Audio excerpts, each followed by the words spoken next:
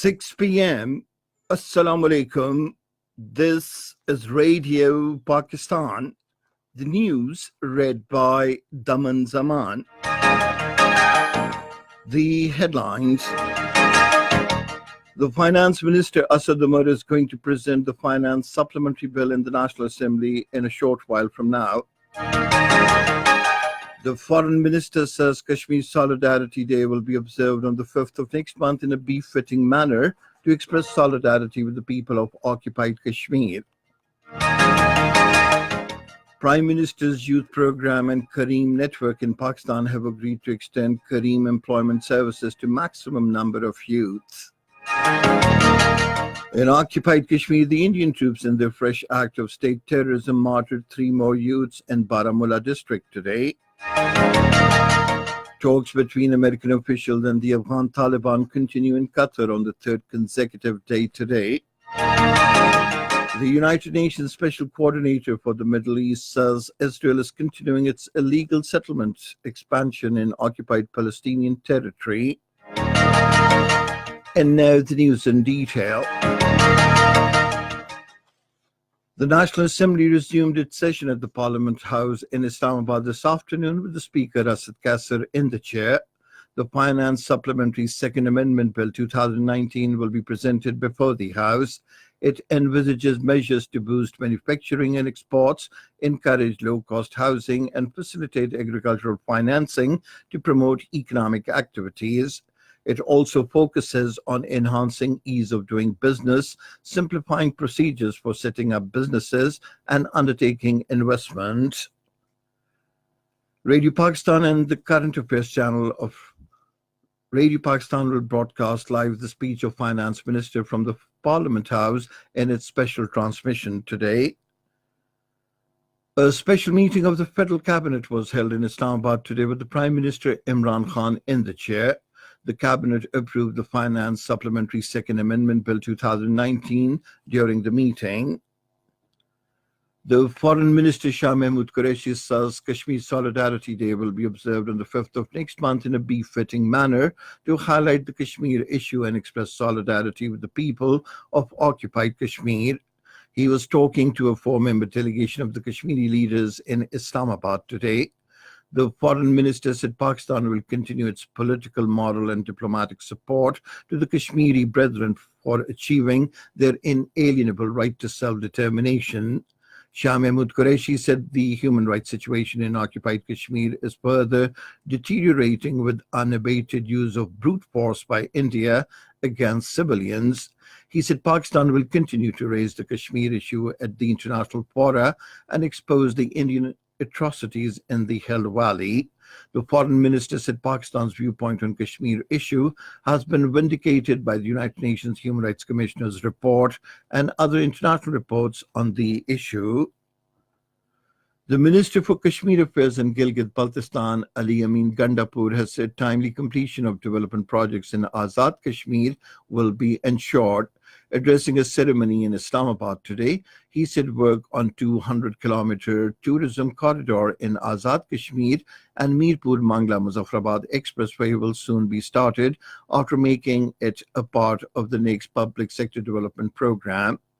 The minister said proposals will soon be submitted before the cabinet to further empower the people of Gilgit-Baltistan. Prime Minister's Youth Programme and Kareem Network in Pakistan have agreed to collaborate to extend Kareem employment services to maximum number of youths. This was agreed during a meeting between Special Assistant to the Prime Minister on Youth Affairs, Mohammad Usman Dar, and Managing Director Kareem Networks Pakistan, Junaid Iqbal, in Islamabad today. Both the sides also discussed the possibility of mutual cooperation for creating employment opportunities for the youth in the online market. It would not only empower them economically, but would also contribute significantly towards their social uplift. This is Radio Pakistan. The Speaker of the National Assembly, Asad Kasser, says Pakistan is a peace-loving country and believes in building friendly relations with all the countries, including its neighbors. He said this while talking to foreign services attaches from different countries who called on him at the Parliament House in Islamabad today. Matters relating to important regional and international issues in Pakistan's relations with different countries of the world were also discussed during the meeting. And now we take you to the National Assembly, where the Foreign Minister Shah Mahmood Qureshi is addressing the Parliament.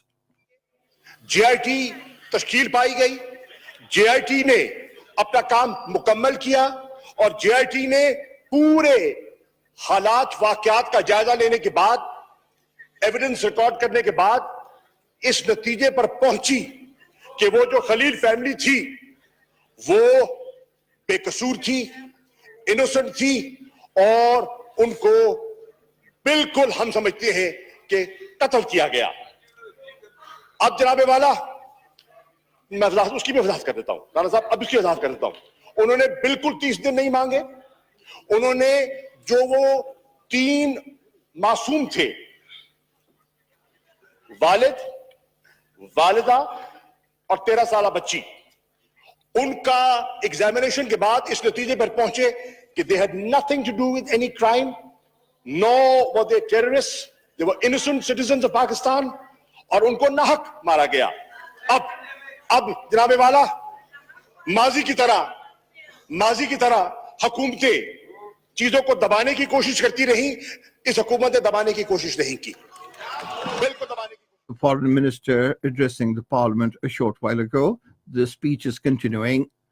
And now the other news. The Hungarian government has expressed interest to borrow on loan basis a collection of 10 pieces of old paintings from the Punjab Museum and to display them in an exhibition in Budapest. The interest was expressed during a meeting between the Federal Secretary for National History and Literary Heritage Division, Engineer Amir Hassan, and the Ambassador of Hungary in Pakistan, Istvan Szabo, in Islamabad today. The cooperation shall take place under the relevant clauses of the agreement signed in 1974 between the government of Pakistan and the government of Hungary. The Hungarian side has shown their willingness to sign an agreement for the restoration of the Princess Bamba collection with the government of the Punjab. Pakistan Air Force's F-7PG aircraft has crashed in Mustung in Balochistan during a routine operational training mission. According to Pakistan Air Force spokesperson, the pilot of the aircraft embraced martyrdom in the unfortunate incident. In occupied Kashmir, the Indian troops in the fresh act of state terrorism martyred 3 more Kashmiri youths in Baramulla district today. The troops martyred the youths during a cordon search operation in Biner area of the district. Meanwhile, the authorities have snapped mobile internet services in the area. Talks between the United States and Afghan Taliban continue in Qatar on the 3rd consecutive day today. American Special Envoy for Afghanistan and Pakistan, Zalmay Khalilzad, is representing the United States at the talks. The Taliban say during the last 2 days of talks, the two sides discussed the withdrawal of American forces from Afghanistan. Meanwhile, Secretary High Peace Council of Afghanistan Umar Daudzai is scheduled to visit Beijing today to seek China's help in bringing Taliban to the negotiating table with the Kabul government. The Afghan intelligence agency has claimed killing Taliban commander behind a deadly attack on its base in Maidan Wardak province this week. The National Directorate of Security said the Taliban commander, identified only as Noman, was killed in an airstrike last night. The United Nations Special Coordinator for the Middle East Peace Process, Nikolai Mladenov, has said Israel is continuing its illegal settlement expansion in occupied Palestinian territory. Briefing the United Nations Security Council, he said Israeli authorities have advanced, approved or tendered over 3,000 housing units for settlements in the West Bank. Nikolai Mladenov said the demolition and seizure of Palestinian-owned structures continues across the West Bank. American Secretary of State Mike Pompeo has said the United States wants to build more coalitions in the Middle East. He told the World Economic Forum in Davos via video link that the United States is committed to help Middle East to be secure and stable. He criticized Iran's role, especially in the crisis zones such as Yemen, Syria, and Iraq. Mike Pompeo also expressed optimism about an end to the conflict in Yemen, where a Saudi-led military coalition is supporting the legitimate government against the Houthi militias. The United States and China will hold talks in Washington next week to resolve their trade disagreements. Talking to Newsman, the director of U.S. National Economic Council, Larry Kudlow, rejected media reports that Washington has canceled a trade meeting ahead of next week's high-level talks with Chinese officials. Addressing the World Economic Forum participants via video link, American Secretary of State Mike Pompeo said he's optimistic that U.S.-China trade talks would have a good outcome.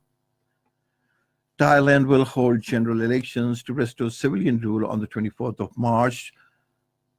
The Election Commission said general elections, which will be the first since a 2014 military coup. And finally, the weather.